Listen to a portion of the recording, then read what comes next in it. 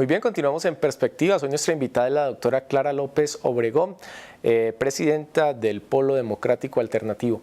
Otro de los temas que recientemente tiene mucho auge y que se ha debatido mucho en nuestro país tiene que ver con las decisiones o la forma como el gobierno nacional está afrontando esta crisis de la ola invernal, lo que tiene que ver pues específicamente con los damnificados, porque pues si bien es cierto el clima es una cuestión que no tiene mucho manejo, pero sí la forma de actuar frente a la problemática. Ustedes como partido de oposición también han sido muy críticos de las políticas y decisiones que en este momento se piensan implementar o de la forma como se está trabajando frente a esta situación de crisis social. ¿Cuáles son lo que ustedes han considerado como esos errores o esos puntos que ustedes no comparten con el actual gobierno? Bueno, el primero de ellos tiene que ver con algo que el pueblo colombiano no puede dejar pasar de largo. Así el grueso de nuestra bancada y el Congreso en pleno haya aprobado la emergencia. Y es que hay un altísimo grado de imprevisión. El Canal del Dique tiene 300 años. Yo creo que lleva 300 años sin un buen mantenimiento y desde luego sin su reforzamiento. Lo mismo que pasó con el huracán Katrina en Nueva Orleans. Entonces, primera alerta. Aquí tenemos que ponernos todos los gobiernos, nacional, departamental y local, en el área de la prevención. Porque cuando sucede un invierno como este, dadas las condiciones de pobreza que este modelo económico perpetúa, la gente que sufre y la gente que está más vulnerable, pues precisamente son los más pobres, los más miserables entre los miembros de nuestra sociedad. El segundo elemento tiene que ver con la manera como se aboca el tratamiento de la emergencia. Hay un escrito muy interesante de Naomi Klein que habla del capitalismo de la catástrofe. Y es que hay dos maneras de enfocar la reconstrucción. Con una óptica humanitaria, constructiva y ayudando a sacar a la gente de la postración y de la pobreza. Y otra, utilizar la catástrofe precisamente para avanzar en las políticas neoliberales que tanto daño le han hecho al país. Y esa parece ser la que el gobierno, según las críticas del Polo, se ha optado, ¿no? Claro, el gobierno nacional, en uno de sus decretos, hace algo muy aberrante. Es que le echa mano a la privatización de otro 10% del patrimonio público de todos los colombianos. Porque es que todo el mundo dice que eso es del Estado, es que el Estado es de todos los colombianos. Una empresa que en el año 2008 produjo 11.8 billones de pesos de utilidad. ¿Y dónde va esa utilidad cuando es del Estado? Al presupuesto nacional para gastos. Claro. Si los hubieran gastado en prevención, en eliminación de la pobreza, sí, bien, lo que pasa es que se los pegotearon en el servicio de la deuda y en el gasto militar. Pero son utilidades, pesos y centavos producidos por el subsuelo que es de todos los colombianos, por la empresa que es de todos los colombianos y que alimenta el presupuesto nacional, que ahora empiezan por pedacitos a entregársela al sector privado. ¿Quién va a comprar las acciones? ¿Los damnificados? No tienen con qué. Entonces fíjense que ahí hay una glosa muy, muy importante. Y la tercera glosa, pues el tema de los impuestos. Es que aquí han hecho una política tributaria verdaderamente en contravía de la distribución del ingreso en nuestro país.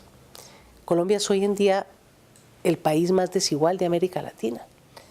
Y tenemos unas reformas tributarias del gobierno Uribe que lo que hicieron fue cargar el cobro de los impuestos sobre las clases trabajadoras a través del IVA y aliviarle la carga a los poderosos a través de exenciones y reducción de tarifas del impuesto sobre la renta, que es el único que es progresivo.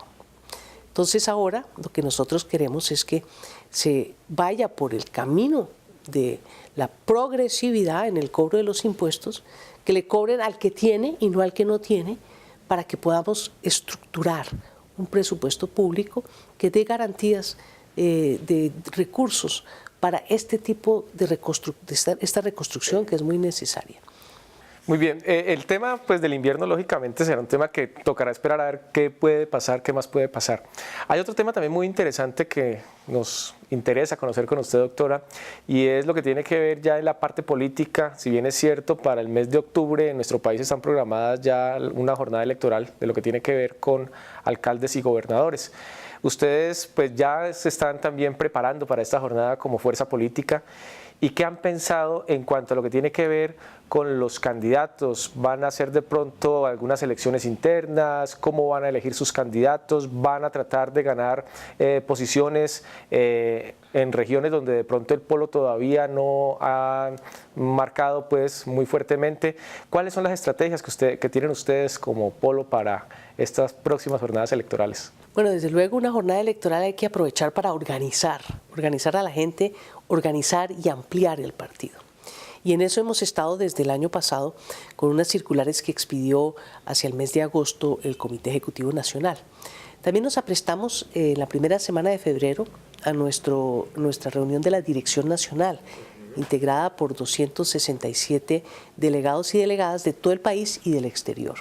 Ahí vamos a debatir la estrategia de cara al país, no solamente electoral, sino los temas gruesos, grandes, que tenemos que mover, no solamente a nivel electoral, sino a nivel social.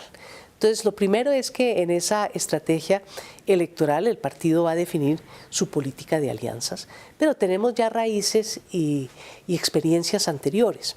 El Polo es muy amigo de las alianzas con los sectores sociales y con los sectores políticos de avanzada, para armar frentes comunes, para defender a la gente de esta alianza generalizada del capital que mantiene todos los hilos del poder y en lo local, desafortunadamente con un enorme componente narcomafioso que todavía no se ha logrado erradicar en el país.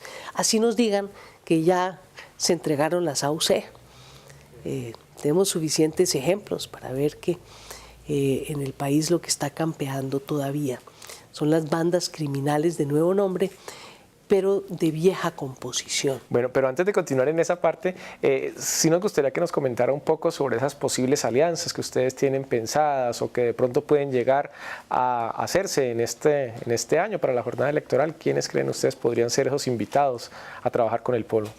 En distintos sitios, distintos invitados. Lo primero es que el Polo es un partido bastante descentralizado. Los comités ejecutivos departamentales y municipales en su territorio tienen bastante autonomía. Entonces, dentro de los lineamientos generales de una política, ellos son los llamados a estructurar y conformar la política de alianzas y a determinar en cada caso qué le conviene más al partido.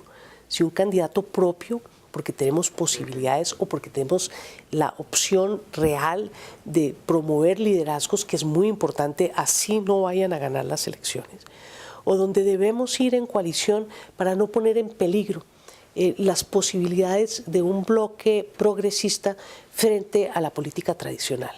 Eso yo creo que sería una interpretación de lo que es común denominador dentro de nuestro partido y que va a ser desde luego lo que vamos a discutir y aprobar con todo el partido en la primera semana de febrero. Y hablando de los temas, ¿cuáles serán los temas que ustedes darán pues, como directrices a nivel nacional para que se trabajen en estas campañas? ¿Cuáles creen serán los temas que harán parte de cada uno de los programas de gobierno de los partidos, de los candidatos, perdón, que ustedes estén apoyando? Bueno, estamos en unas elecciones territoriales. El modelo social territorial es fundamental. En Bogotá, por ejemplo, hemos logrado gratuidad del grado 1 al grado 11. Hemos logrado con el programa de alimentación escolar aumentar el peso, la estatura y la capacidad de aprendizaje en promedio de todos los muchachos. Y eso no lo dice el distrito, eso lo dice un estudio de la Universidad de Harvard realizado conjuntamente con la UNICEF. En Bogotá hemos logrado que las poblaciones más vulnerables tengan acceso a la salud, a pesar de la Ley 100, no gracias a la Ley 100 y a todas sus reformas regresivas, incluyendo la última que aprobó el Congreso de la República. Bogotá, todo niño hasta los 5 años y todo adulto mayor de 65, toda persona en discapacidad severa, tiene acceso gratuito a los servicios de salud del distrito. Y más allá del POS, allá estamos vacunando a todos estos grupos vulnerables contra el neumococo, contra el rotavirus, son las principales causas de morbilidad y de muerte por enfermedades respiratorias, por enfermedades gastrointestinales, a tal punto que Bogotá se ganó el premio a la mejor política pública en salud en términos de mortalidad infantil de todas las Américas, también de la UNICEF, de las Naciones Unidas. Entonces, ese modelo social, nosotros queremos llevarlo a la discusión en todos los territorios del país. Muy bien. Hacemos una segunda pausa y continuamos con la doctora Clara López Obregón. Ya regresamos.